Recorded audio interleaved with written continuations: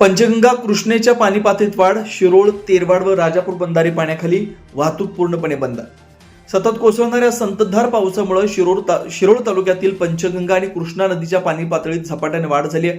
तालुक्यातील शिरोळ, तेरवाड, राजापूर बंधारे शनिवारी पूर्णपणे पाण्याखाली गेले. त्यामुळे या तिन्ही बंधाऱ्यावरील वाहतूक पूर्णपणे ठप्प झाली आहे. नागरिकांना पर्यायी मार्गाचा वापर करावा लागतोय. शुक्रवारी शिरोळ कुरुंदवाड मार्गावरील बंधारा पाणीखाली गेला होता. त्यानंतर पावसाचा जोर कायम राहिल्यानं शनिवारी तेरवाड बंधाऱ्यासह शिरोळ तालुक्यातील शेवटचा महत्त्वाचा राजापूर बंधाराही पाण्याखाली गेला. परिणामी दोन्ही बाजूंच्या गावातील दळणवळणावर परिणाम झालाय.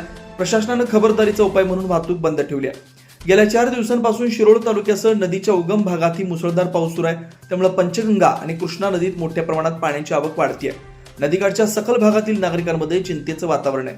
दरम्यान या पावसामुळे खरीप हंगामासाठी शेतकऱ्यांना दिलासा मिळाला असला तरी नदीकाठच्या शेतांमधील पाण्याच्या मोटारी व इतर साहित्य सुरक्षित ठिकाणी हलवण्यासाठी शेतकऱ्यांची धावपळ सुरू आहे.